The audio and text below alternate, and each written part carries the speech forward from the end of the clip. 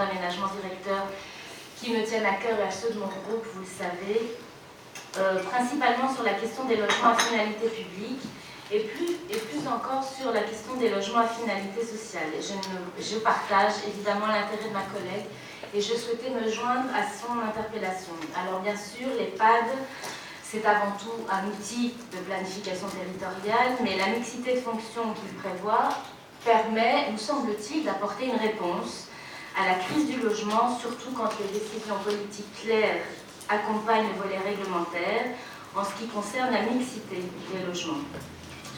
Mais pour autant, il faut que le nombre de logements prévus par ces différents PAD ne soit pas revu à la baisse, sous peine d'influencer également à la baisse alors le nombre de logements à finalité publique. Monsieur le Président, vous en conviendrez, il est essentiel que les éventuelles adaptations à ces PAD n'entraînent pas une baisse du nombre de logements prévus. Une de mes premières questions est, pouvez-vous nous apporter une confirmation qui va dans ce sens? J'ajouterai aussi que les PAD permettent de fixer un cadre pour des lieux à l'abandon, les terrains à bâtir ou les friches. Nous avons ici la garantie d'avoir des espaces verts et publics de qualité dans notre région, ce qui est important. Dans ce cadre, une thématique qui me tient également à cœur est la proximité des services répondant aux besoins des habitants et des habitantes de notre ville-région. C'est le fameux ville à 10 minutes, tout à 10 minutes. Vous connaissez bien ce projet-là, puisque vous y avez participé. Et cet objectif est ancré dans le plan régional, on s'en félicite, mais aussi dans l'accord de majorité. Donc le développement de nos quartiers est un levier fondamental pour améliorer la qualité de vie des citoyens et réduire les inégalités, notamment dans l'accès à nos services publics.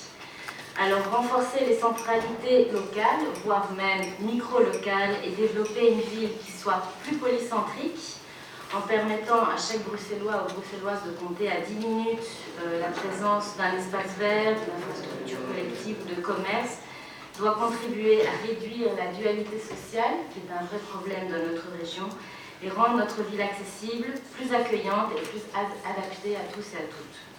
Dès lors, j'ai envie de vous demander si cet objectif transversal est bien pensé et intégré dans les PAD qui sont en cours d'élaboration ou d'adoption, et si oui, selon quelle modalité. La croissance démographique crée en effet, vous le savez aussi bien que moi, de nouveaux besoins en logement, mais bien entendu de nouveaux besoins en l'équipement collectif et en services publics, et donc il est important de penser la réponse à ces besoins en même temps. Alors on a la Task Force équipement qui a été mise en place dans l'administration de Perspective Brussels. On sait qu'elle travaille à une vision territoriale et exhaustive de l'offre et des demandes et qu'elle est là aussi pour aider la région et dont votre gouvernement a développé une stratégie dans ce domaine. Monsieur le ministre-président, quelles sont les conclusions que vous tirez déjà de ce travail exploratoire et notamment de mise en relation entre l'offre d'espace disponible et la demande des opérateurs d'équipement pour le développement futur de nos quartiers et pour la planification des équipements collectifs sur le territoire régional? Je vous remercie, monsieur le président.